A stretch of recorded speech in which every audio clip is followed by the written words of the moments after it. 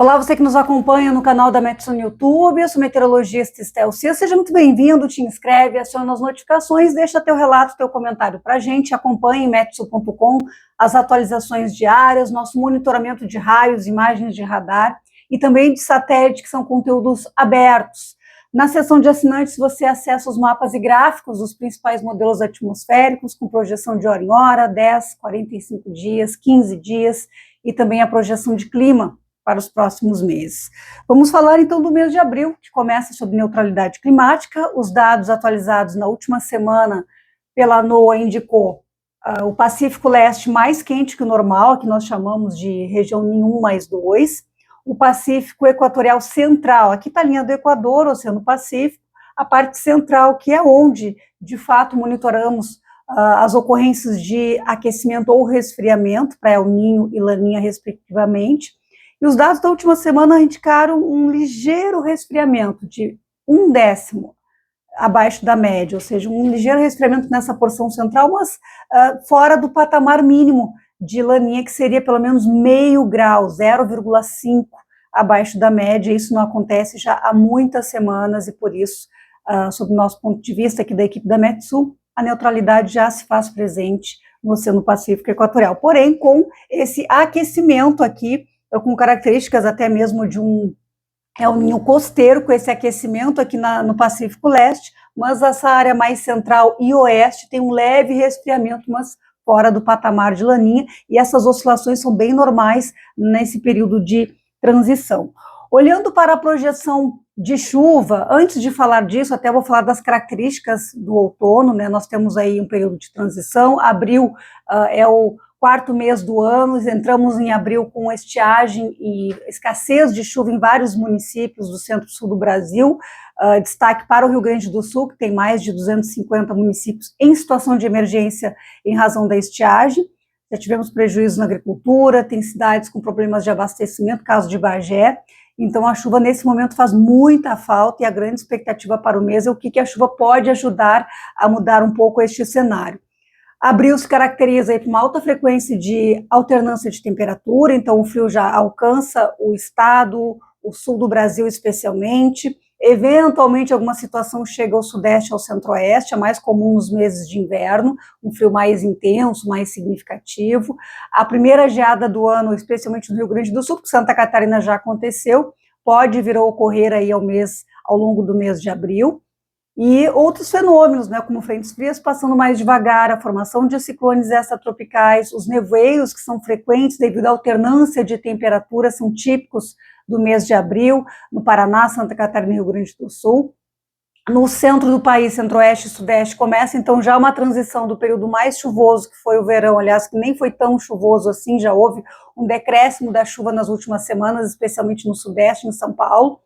E cada vez mais a chuva vai escasseando até que começa de fato a estação seca, que é o período de inverno no centro-oeste e no sudeste. O centro-oeste ainda tem um pouco de chuva, mas o sudeste realmente já diminuindo bastante aí nessas próximas semanas. Não é ausência, mas começa a diminuir o padrão de chuva. E olhando aqui então a anomalia de precipitação para o mês de abril do modelo ECMWF, modelo europeu, a gente vê muito claramente essa tendência de escassez de chuva, pelo menos chuva abaixo da média histórica, já aqui no sudeste, em parte de Mato Grosso do Sul, Goiás, e a gente vê Mato Grosso ainda com chuva acima da média no oeste.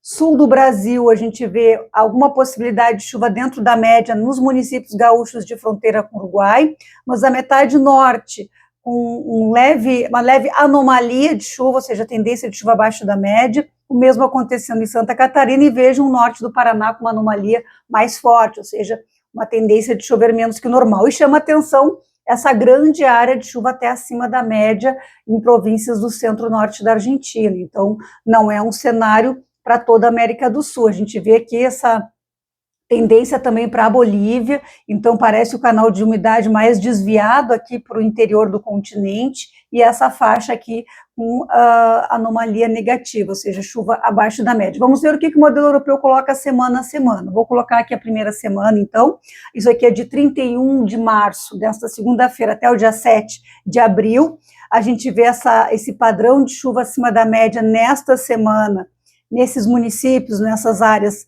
aqui de Mato Grosso do Sul, São Paulo, até o Uruguai. Então, nós teremos a passagem de 2 frentes frias rápidas nessa semana aqui pelo sul do Brasil.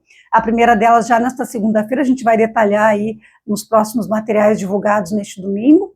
E depois, na semana que vem, já entre 2 e 3 de abril, uma outra frente fria, então que serão responsáveis por esses acumulados mais altos nesses primeiros 6, 7 dias de abril. A gente vê aqui pouca chuva nessa primeira semana nessas regiões, região amazônica ali ainda com um padrão mais chuvoso.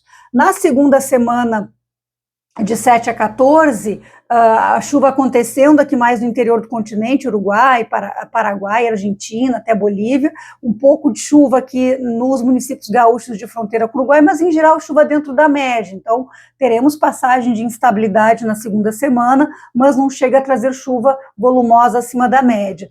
Quando a gente vai para 14 a 21 de abril, a gente vê que inverte, fica mais seco a condição do tempo entre Argentina, Rio Grande do Sul, Uruguai, e chove aqui na região do Sudeste, pegando até parte da Bahia, lá no Nordeste, Minas Gerais, um sinal mais forte de chuva volumosa na região do Mato Piba e o norte do Brasil. A última semana com tendência de 21 a 28 de abril, com chuva dentro da média. Então, a gente vê que, em geral, nós temos esse cenário, então, de anomalia de chuva, chuva um pouco abaixo da média, tendência de chuva abaixo da média no centro-oeste, sudeste e parte do sul do Brasil, mas não é, principalmente no sul do Brasil, uma anomalia tão forte, ou seja, um decréscimo em relação à média tão forte. Mas diante de um cenário que nós temos agora, de escassez de chuva, os rios estão baixos, há um déficit de umidade, há vários problemas decorrentes aí da estiagem que, junto com ondas de calor severas, trouxeram esse cenário até agora, especialmente no Rio Grande do Sul e parte também de Santa Catarina. Então, esse cenário de chuva próximo, um pouco abaixo da média no Sul, especialmente no Rio Grande do Sul, ainda não reverte o quadro de estiagem. Teremos, claro, períodos curtos de chuva forte, torrencial, alguns transtornos como alagamentos, até com trovoadas, com raios e rajadas de vento, que são típicas do mês de abril, mas falando de chuva e estiagem, alguma melhora regionalizada vai acontecer, especialmente nas áreas mais próximas à fronteira com o Uruguai, mas possivelmente chegaremos a maio ainda esperando e precisando de chuva em muitas regiões, especialmente gaúchas. Olhando o cenário de temperatura, eu coloquei 2 mapas aqui, o primeiro deles também, anomalia mensal de temperatura para o mês de abril do modelo europeu, que a gente vê uma tendência de temperatura muito acima da média pela projeção do europeu, até 2,5 graus nessa grande área aqui, clara aqui, que vai desde Rio Grande do Sul, Mato Grosso do Sul e São Paulo. Então, não quer dizer que não vai fazer frio, até porque eu vou mostrar os mapas semanais, tem frio, mas vai predominar dias quentes e a menos, temperatura acima da média, e nos parece, nesse desenho dessa anomalia, que possivelmente na segunda metade do mês de abril haverá um sistema de bloqueio atmosférico. O bloqueio atmosférico traz o veranico. A gente sempre fala veranico de maio, mas que pode acontecer antes ou depois do mês de maio. Então, nessas situações de bloqueio, em que vários dias a chuva diminui ou fica abaixo da média, pode haver um aquecimento. E olhando aqui o modelo também, grupo de modelos do NMME, a gente vê um cenário parecido, a anomalia maior fica mais restrita ao sudeste, parte do centro-oeste, e uma anomalia mais suave aqui nos estados do sul, mas também com esse padrão. Aliás, todos os modelos que nós analisamos de projeção de anomalia de temperatura para o mês de abril, todos têm esse consenso que a temperatura na média mensal vai ficar acima da média. Olhando aqui a primeira semana, então, de 31 de março a 7 de abril, essa tendência aqui de temperatura abaixo da média nessa região, porque nós teremos a chegada de uma massa de ar polar posterior à segunda frente fria da semana. Então, lá pelo dia 4, 5, haverá um declínio da temperatura que não chega aqui ao centro do país, mas vai pegar Argentina, Uruguai, Rio Grande do Sul, Paraguai, até mesmo Bolívia. E depois a outra semana também com essa tendência de temperatura abaixo da média, de 7 a 14, que também mostra aí a atuação de fenômenos meteorológicos que vão deixar a temperatura abaixo da média. Mas aí, as semanas seguintes, a segunda metade de abril, já com a tendência realmente de temperatura próxima e acima da média em grande parte do centro-sul do Brasil. Então, frio mais rigoroso, persistente, não é esse o prognóstico para o abril de 2025. E terminando com a principal informação, eu acho que o questionamento de muitos que nos assistem, especialmente aqui no Rio Grande do Sul, abril do ano passado já foi um mês chuvoso, que foi construindo o cenário do desastre que culminou em maio.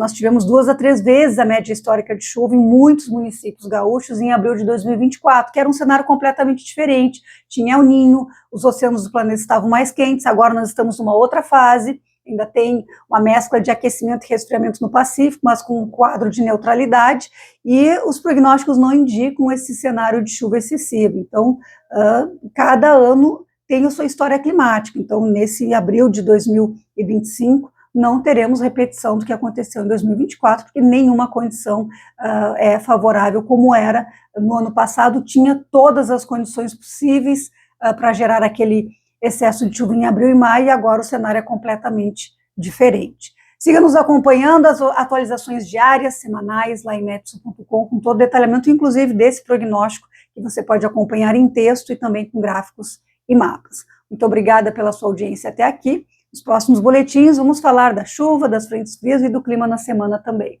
Até mais!